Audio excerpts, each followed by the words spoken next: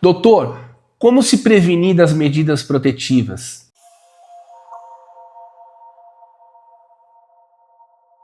Seja bem-vinda, seja bem-vindo ao canal Lei Maria da Penha em Foco. Sou Júlio Konkowski e no vídeo de hoje respondo essa questão para lá de recorrente.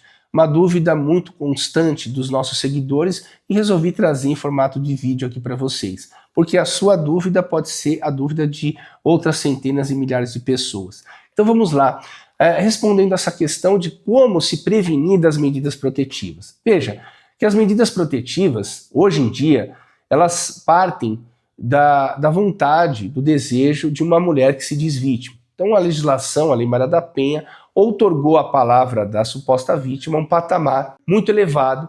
Então a versão da suposta vítima ela é necessária já suficiente para a outorga da proteção, para a concessão das medidas protetivas. Então costumo dizer que hoje em dia há três coisas na vida que o homem não tem como escapar: da morte, do tributo e das medidas protetivas. E aqui porque as medidas protetivas não dependem apenas só do homem, mas sim da vontade unilateral de uma mulher que se diz vítima. Uma certa vez eu estava ouvindo uma reportagem em que o padre foi convidado para tratar sobre o controle de natalidade. Então o padre foi perguntado: padre, o que é necessário para fazer com que haja o controle da natalidade? E o padre, com uma pergunta muito óbvia, respondeu: ora, o melhor método contraceptivo que existe para o controle da natalidade é a abstinência sexual. Ora, palmas para o padre, não é verdade? Porque essa resposta foi uma obviedade. E muito me espanta um programa como esse ter chamado um padre para falar sobre controle de natalidade, no lugar de um médico, de um sexólogo e outras especialidades. Mas trazendo essa resposta para o campo do nosso tema, né, de prevenção, como se prevenir das medidas protetivas, a forma mais importante de se prevenir as medidas protetivas é não cometer violência doméstica, não é verdade? Então, por que eu digo isso? Porque nós sabemos que existe muita violência doméstica e que a maioria dos casos de medidas protetivas são, de fato, são versões verdadeiras. Não dá para a gente acreditar naquela ala da doutrina de algumas pessoas que tentam entender as medidas protetivas como um engodo. Né? Isso não me parece razoável, que a mulher simplesmente acordou de mau humor querendo prejudicar o homem. Mas, dentro das medidas protetivas, há um número significativo de medidas protetivas extremamente mentirosas, medidas protetivas que têm um cunho de vingar o ex-companheiro, de buscar deturpar a finalidade da Lei Maria da Penha para benefício próprio, né? Então, apesar de ser um número menor, a quantidade de pessoas, de homens prejudicados com medidas protetivas indevidas é muito grande. E é por essa razão que nós buscamos aqui no nosso canal trazer mais racionalidade, critérios mais objetivos para dentro das medidas protetivas. Aqui eu antecipo que alguns fatores de risco são importantes para a gente poder evitar as medidas protetivas.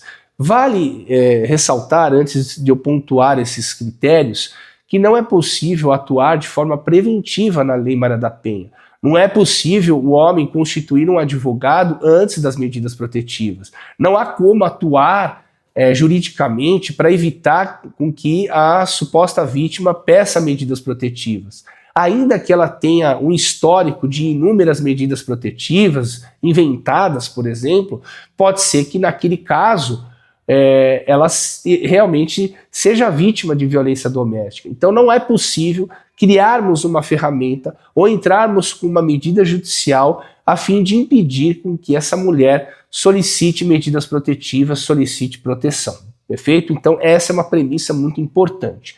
Vamos lá, prosseguindo aqui para a análise dos fatores de risco das medidas protetivas. Aqui eu tenho, em razão da nossa experiência de mais de uma década de atuação na Lei Maria da Penha, um fator muito preponderante e preocupante.